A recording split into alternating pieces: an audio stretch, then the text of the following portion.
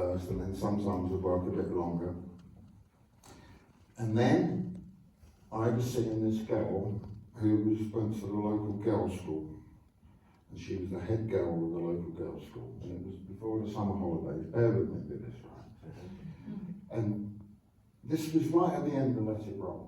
And I wanted to work there through the summer holidays. Malcolm had all these ideas to set up the shop Sex, because he was getting fed up with the television shop. So I wanted to work there, and he wasn't sure what was going on, and I think I was waiting for some money to come in to start, and there was that guy Vic.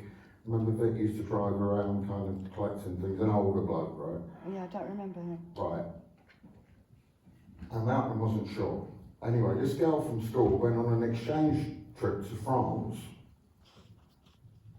to learn French, you know, with a French kind of local family. She kept writing to me. Glent, it's great here, come to France, send me postcards. And I wanted to work in the shop, but I didn't have enough money. And they actually then were starting to do something, and they gave the job to Chrissy Hind, who's an American living in London, had no work papers, and they kind of felt a bit sorry for her, so we get her working now. So I got a job in a lino warehouse, right, which, you know, lino that you put on the floor.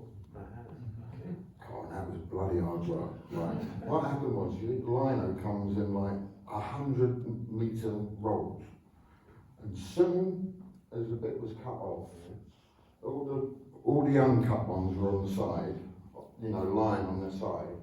And soon as maybe enough for one room was cut off, it became a used roll, and they stacked them up on end, just balanced, right? So the first day I went there, the guy says, "Have you ever driven a forklift truck?" And I said, "No." He said, "Well, it's time you learn. Go out in the car park and drive around for a little bit." Now, instead of having a forklift, you know, that lifts things up, we had a big long pole in the middle. He said, "Drive around for half an hour and it'll be fine, you know, it'll be fine." Anyway, after about 10 minutes, he said, "Oh, you'll be fine. Come in, come in." Now, I'm sure they did this as the way they wind up apprentices, you know, like go and buy a left-handed hammer or something like that. Come in. So come in. He says, "Come on, come on, come on." And as I turned round, this long pole, which was about, I don't know, 5 meters long, I caught one of the upright things, and like dominoes, about 500. And I spent the rest of the week picking them up on my shoulder by myself. Anyway, I did that for about 10 days, got enough money, went to France. Went to tour in France, right? Got there a bit too late. Next morning, oh no, that night I went to an address, wrong address, it's the same address. I thought, oh no. And it turned out that it was the same address but on the other side of town, which I went to the next morning. Right. And I went there, knocked on the door opened, "Glent, Jackie, didn't you get my postcard?" I said, "Yeah." You said, "Come over." And she said, "No, the other one." Right? And I'm like, oh, I was heartbroken. I listened up all these fucking Yeah, all that. things that I know, and I said, "Oh, what am I going to do?" So I stayed there another night, got the train back to London. So this was a few days later. Didn't know what was going on. The shop was in a bit of a mess. But Chrissy had been working there. I walked in there and said, "Chrissy, where's Chrissy?" Now in the meantime, she'd been seeing this guy called Nick Kent, who was like the Leicester Bangs of the Yankee Music Express, and they'd had Nick used to not look after himself that well, had an argument with Chrissy, and they had a big fight in the shop, and he lapped her with his belt, which was really nasty. Now while Malcolm and Vivian felt sorry for Chrissy, they couldn't have that going on in their shop. And that had happened the afternoon before. I came back just at the right time, and they gave me the job instead. So I worked there for the summer. You had a picture up earlier on, and it wasn't all finished there, and there was the sex sign. So me and Vic made it together. It was supposed to be a big kind of Rauschenberg kind of soft sculpture, but there wasn't enough foam to stuff it with. So Never it was a enough bit of anything. kind of flat. And I worked there. But that's when Stephen Paul started coming with a vengeance. And while I was there, So they changed the shop to something new, no more teddy boy clothes. Now they want to name the yeah, shop they wanted to be more Sex. kind of rubberware. Yes. And a bit different, move on. They came up with the name Sex. Yeah, Just put up a because it sign. was, you went past on a bus and there's a big sort of 5 foot high sign that says sex. You're gonna look, you know. That's an eye catcher. Yeah. Yeah. But Stephen Paul were coming in more regularly then, and they were always trying to get Malcolm involved with this kind of fledgling band that they had. Okay. And Malcolm used to kind of humour him. And Malcolm said, so how's it going? And Paul Cook said, well, I don't know. We're trying to take it seriously, but our bass player never turned up. Now it turns out that the bass player they had at the time was called Dell, who was Paul Cook's sister's fiance, right? And I just popped up, I said, well, I play bass, and Malcolm went, you do? And I went, yeah. And they went, you do? And I said, yeah. And they said, who's your favourite band? And I said, The Faces, which it was by then. They said, that's our favourite band. And all, I got a gig. All right. And I went to, well, I had a little audition round, this other guy who was involved called Wally Nightingale, who never lasted the course of the band. Went round there, played his Faces song called 3-Button Hand-Me-Down, which is kind of quite complicated. But they didn't know it was the only one I knew out. So we finished this little thing, I got the gig, and then Wally said to me, he said, one thing though, and I had this really cheap bass that I bought off of somebody at school for like £25. He said, and it was like, anybody seen that movie, Crocodile Dundee? Do you know where he gets held up with people with knives, right?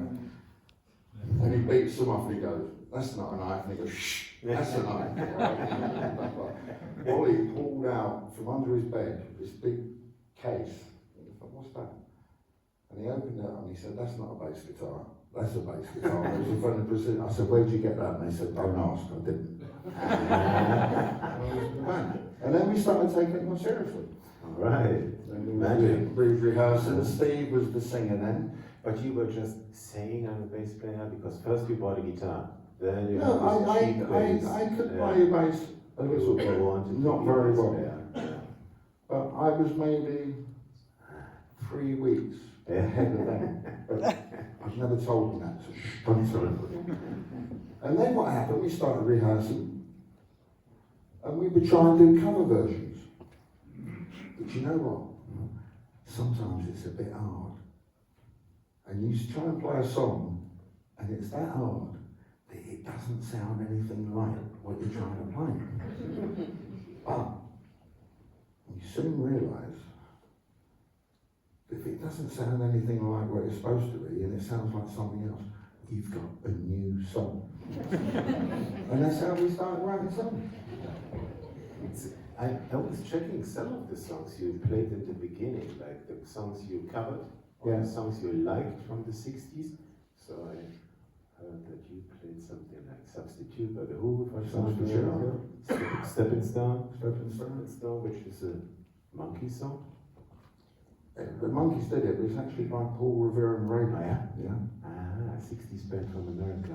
Yeah, they came up with that song. I like that song. Stepping Stone is great.